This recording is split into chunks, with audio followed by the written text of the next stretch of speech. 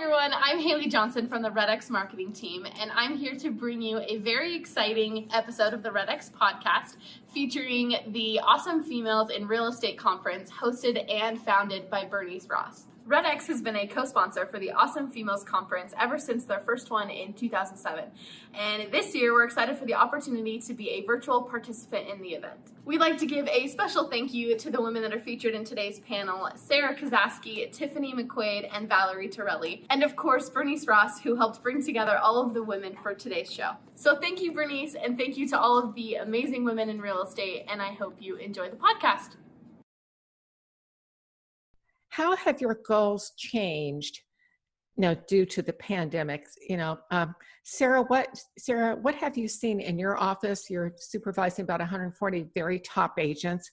How has that changed for the people in your company? Yeah, so of course we have as a business different financial metrics and things that we track, and those do need to be adjusted based on the reality of the COVID marketplace.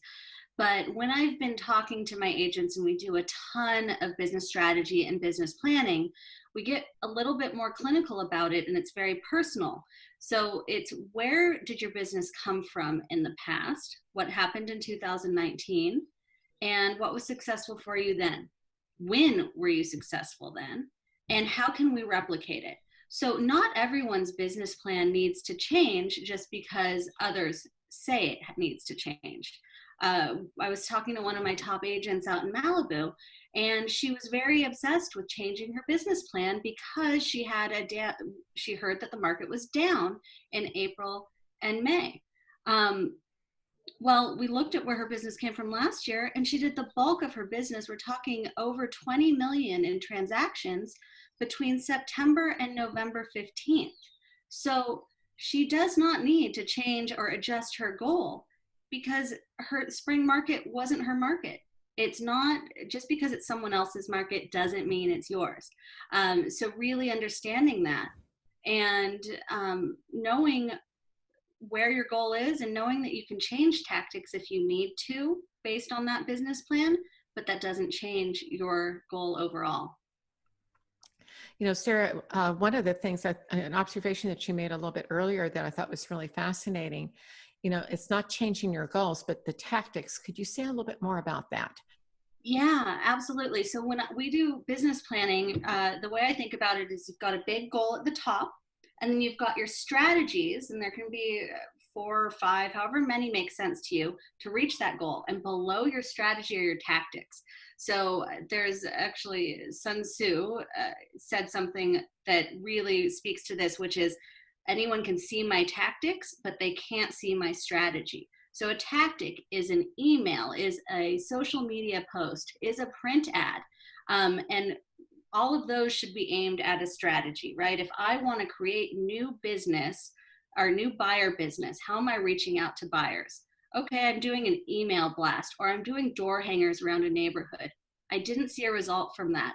It doesn't mean I'm going to abandon trying to attract new buyer clients. It means maybe I'm not going to do another door hanger. So understand that there's a difference between your tactic for increasing your business and your goal in that business. And don't abandon your goal unless you've really done a deep dive into that. Val, you were early on. Your son was right at the heart of the pandemic in Italy, and you saw this coming several months before anyone else did and realized how serious it was. How did you change your tactics as an agent and for your company? Going in on what Sarah was saying, it's the tactics didn't really change as much as the language that we used to communicate, understanding that it was going to maybe need a more sensitive, more compassionate, more caring way of dealing with things. What was our message? We're still here to serve. I didn't change my goals at all. Sarah, thank you for that. They don't change. It's merely, how do we communicate our value proposition? So we immediately turned our company, of course we're still doing real estate, but how are we representing that? So we set up a senior hotline where the seniors were able, for absolutely very little money, if anything at all, they could reach out to us. We had a 24-hour hotline that we're here to serve the community. We've been doing it for 30 years. We're thank you for allowing us to be in that capacity. So we're still serving up what we've always served up, which is to solve a problem, achieve a goal, satisfy a need. We just used a different language to do that. So as these things happen, and change is all around us always, it's embracing the change and saying, how do I go with it? But I don't change the core value of the company, which is we're here to serve. We just changed our language. Now, Tiffany, you are, when I first met you, and I was at a Real Estate Connect, and you had the best marketing ideas, and then I sat down, had a chance to interview you, and you are the queen of marketing. I think you've got this cornered beyond anybody else in the industry. How many notebooks do you have devoted to marketing ideas at this moment in time? Well, currently I have about 30 to 40 full of copious notes of crazy ideas. We kind of joke in the office that we're like the Disney World of real estate. So as I told you before, Bernice, if I pass away, grab the notebooks because the value is in the notebooks. But, I believe it's one thing to me, in the industry, innovation always seems to be tied with technology. And that's a great thing. That's part of the evolution of our business and was never more important as what it is right now, for sure. But the reality is there's a whole nother form of innovation that I think is wide open and ready to fill a ton of voids. And that is creativity. How can you employ creativity to utilize it right now to add more personalization, to add more authenticity, and to really elevate yourself and your game going forward? There's so much opportunity for creativity and adaptability catapulting off of technology. Well, give us 3 or 4 specific examples of what has worked for you and your agents over the last 90 to 120 days as you've gone through the pandemic here.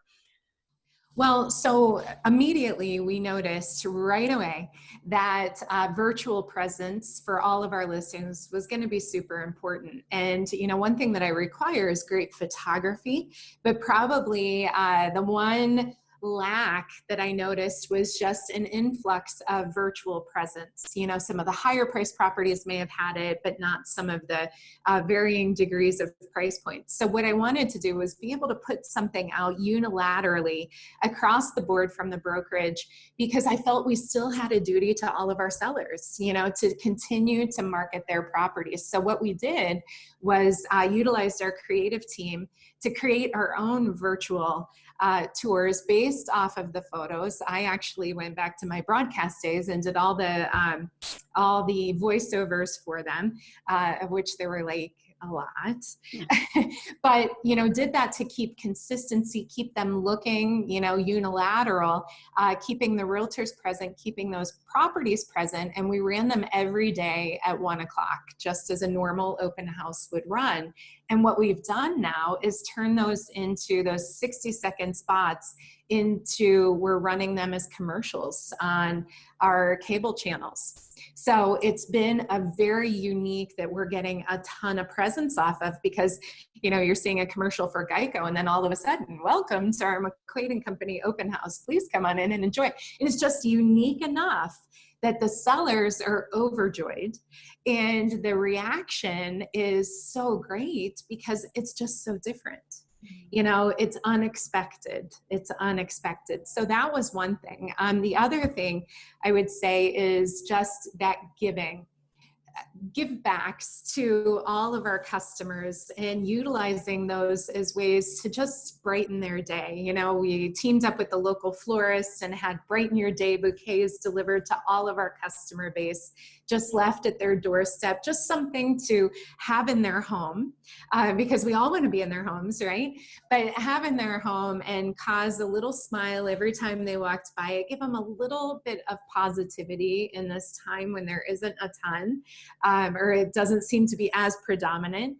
We also did homebound fun boxes. We loaded them full of fun, crossword puzzles and games and novelty candies that you haven't seen since you were a kid, you know, and then we left those on our customers' doorsteps as well. We sent pizza deliveries to them. So throughout the period of time, we were constantly doing things to give back, which causes, you know, not only them to think of you, but think of you positively in a stance outside of just real estate. So Val, you know, you saw what was coming. You explained some of the marketing shifts that you did initially. What else have you done? Okay, so normally we put on an egg hunt, you know, for the local community. And this year, of course, we couldn't. So we canceled all of that. But what we did is we had that bunny costume. So we just had to reach out to all the people that we knew that wanted to come, and we took out a web thing again, and people wrote in and we got their addresses and we did a bunny parade. So the Easter, we took 3 or 4 cars, decorated them, and the Easter bunny would jump out on each block where the kids were waiting inside their house. I mean, this is at the start of the COVID. So they're literally, some of them came on the front porch. They were so excited, and I dressed up as the Easter bunny and did jigs in front of the cars all the way down. I got more thank yous from that than I did from having 500 people show up at an Easter egg hunt where you know, human nature, I didn't get enough eggs, but this was over the top. So those kind of things where you can take something that and just change it up a little bit. The garage sale that we normally do, we can only do virtually. So it's just finding, as Tiffany said, a creative, imaginative way to bring that out of people and bring it out of yourselves. Yes. Sarah, what are you seeing, and this is to all 3 of you, what are some of the biggest opportunities that you're seeing now in real estate? Right now, what I would think the biggest opportunity is really one that's always in existence for us, which is just to create deeper, authentic connections with your sphere of influence and with your peers. So when you're reaching out, just as Valerie said earlier, you're refining your message a bit, but when you're talking to someone, you have to have that ability to say, look, I'm making this call because I really want to see what's going on with them. It's not a thinly veiled check-in. It's a real check-in. And by the way, here's what's happening with the real estate market, because that is our business. And what's going on with you? And then listening. So really taking time, the opportunity here is to create those deeper connections, because we are all experiencing something in common. And those commonalities in the COVID environment and the stay-at-home order or safer-in-place orders really make it so we can connect in that, create trust with one another because of that commonality, and deepen the relationship. The other opportunity I see is through prospecting your peers, reaching out to agents either in your market who have made an incredible sale, and everyone, our data is so readily available right now that your client down the street from that sale knows that that home sold, but maybe they don't know how it sold. And so if you reach out to Susan agent who sold that property and say, hey, that was really incredible, congratulations, can you tell me a little bit about it? She's going to tell you the story. And then you're going to have that anecdote to go to along with the data. And then you've now created a relationship with another top agent in your market. And you're going to be able to be one of the trusted resources for her as well. So I think that's a huge opportunity. You know, Sarah, you raised such a great point here, because, you know, these clients come and go, but you're going to be doing business with those, you know, if you're in the same market for a period of time, you've got a lot of agents who'll be there that, you know, they're going to be on the other side of many transactions with you over the years. So it's just paying attention to that. Tiffany, how about you? Where do you see the biggest opportunities in real estate right now? Well, kind of catapulting off of what Sarah has said, actually both have said about authenticity. You know, I think going forward, and for those of us that have been in the business a long time, you know, we've been through varying degrees of the market shift in 07, 08, you know, to, for us, hurricanes, I know in their market, fires and things of that sort. And, you know, that knowledge obviously becomes power, because you can take those circumstances, although it's not the same thing, but you can take what you learned from those and mold it together to really make it something great. And, you know, what I learned in both of those environments is that, you know, people care about other people.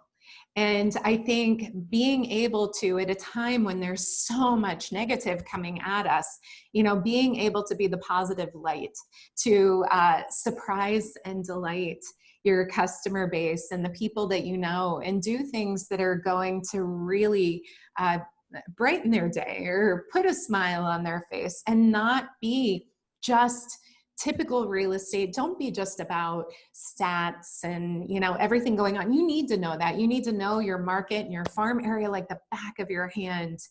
That's, to me, is a given. And going forward, that's not going to change. But what will change is how you go about conveying that information, you know, really thinking through it, taking classic real estate and not just sending out a postcard, but how can you alter that to stand out more, you know, to convey it in a platform on social media, and, you know, interview, you know, local restaurants or whatever it would be. You know, one thing that we did was this whole campaign, see what's cooking in the market.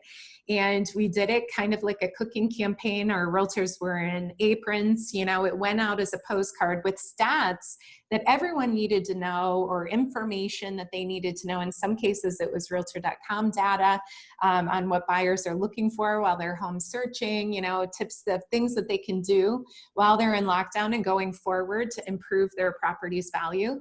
And then on the back side, we teamed up, we picked a local restaurant for each card. There was a series of a dozen.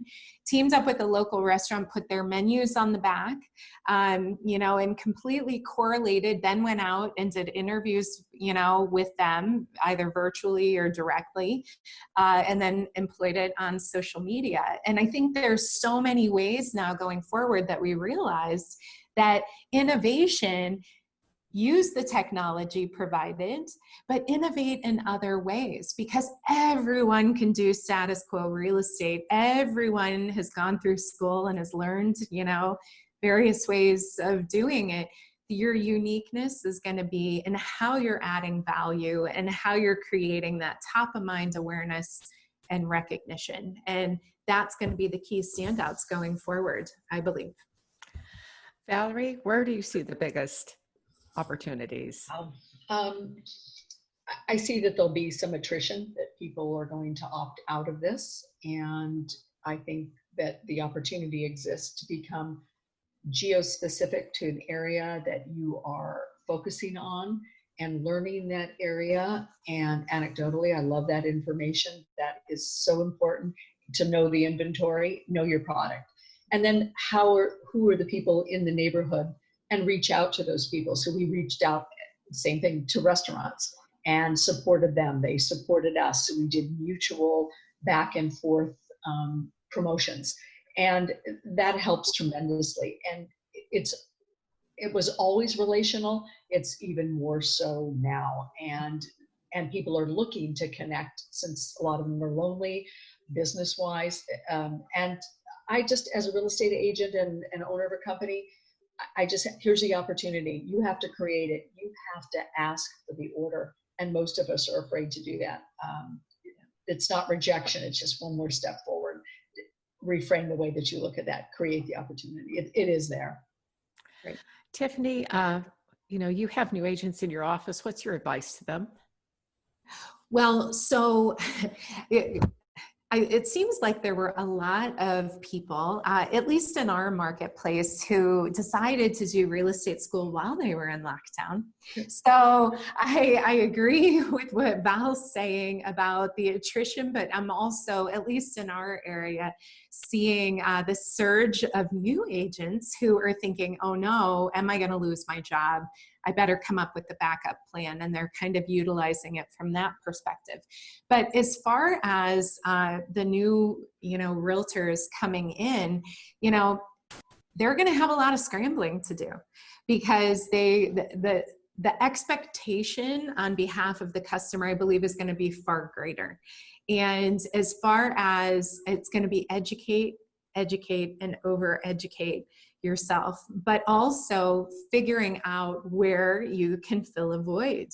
There's so many that have been in the business for so long that are going to continue to thrive because they know how to maneuver themselves through. And either your naivety in being new in the market or just getting into the market is going to be your best friend and your biggest asset, or it's going to ultimately be your demise. So in order to avoid it from being your demise, you need to learn and know every aspect about wherever you're going to zero in, but you have to zero in on an area.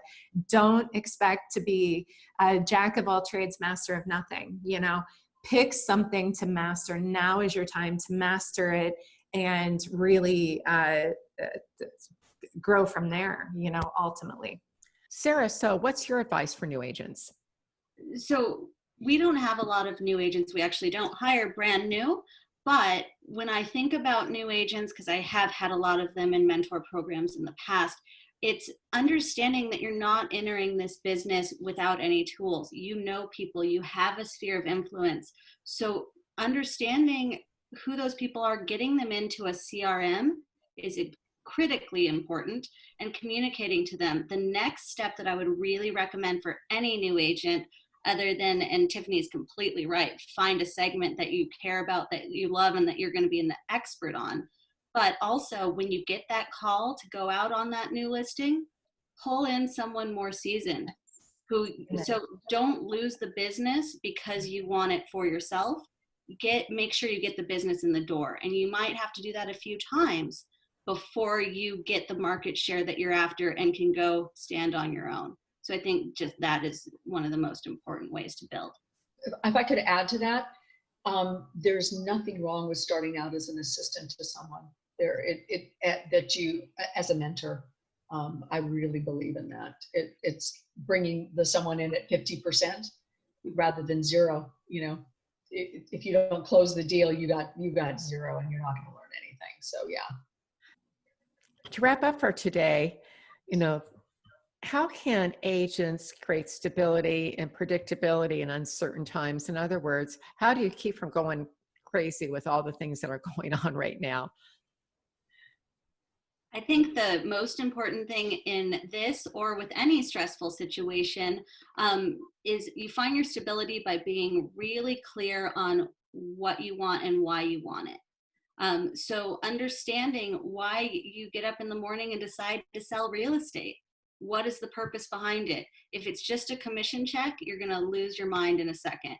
If you focus on something that's deeper and of deeper meaning to you, and it's personal for each person, and create your goal in alignment with with yourself and what you want, then it's going to be a lot easier to refocus on that and not on maybe that listing that went to someone else, or that multiple offer situation that you lost in, or something along that line. So really, I think it's just keeping clear on what you want. Tiffany, how about you? Well, there's a quote that has sat with me for many, many, many years, and it was actually Zig Ziglar who said it back in the day when I was first in the industry 20 years ago. I would listen to his tapes, and he said, "People don't care how much you know until they know how much you care." And I think that is probably the core of, I know, everything that I do. And I think anyone who is successful in the business, obviously we all work to make money. That's why we do it, right? But the reality is, if you work hard and do the right things, the money will always come. And as you're going through everything that we're going through, the importance of staying aligned in exactly what Sarah said, your goals, your mission, and not losing sight of authentically who you are, and whatever it takes to keep yourself aligned and focused and take time for you, because it's very easy when fear gets to all of us, your sellers, your buyers, yourself, that you tend to scramble and get out of the present moment. And, fear comes when you're planning for the future and you're thinking, oh no, I don't have a closing coming up or something like that. You're losing sight of who you are and your mission and why you're doing what you're doing, and, being aligned. And all you have to do is bring yourself back to center and work hard, do the right things, and that next commission will come. Your next closing will come. Don't fear, because fear will stifle your future. So stay who you are, stay caring about your people and your team and everyone that you work with from a customer base, and you will thrive going forward. And Val, the last word goes to you. I would say be careful about what you bring into your head. Maybe if you're listening to news a lot, I don't know how that would help you get in contact with your clients. I am very careful, and I ask my people to be very careful about what they bring in and also what they put out. It's a circle, and it sounds foo-foo, but it absolutely works. Treat yourself with respect, and to all those people that you meet, treat them with the utmost respect. We are human first. And I believe that if you just show up like that, that you're willing to help, that you want to do something over and above, that you're asking the questions, that you care, people feel that. They sense it, they get it, they know it. Zig Ziglar's quote, it's one of my favorites. Thank you for that, Tiffany, reminding me of it. You're welcome. I want to thank you. This has been an absolutely amazing panel. I mean, you guys just hit this out of the park. We also would like to thank REDX for sponsoring this particular panel and sharing it with their members. Anyway, thanks again, and terrific job.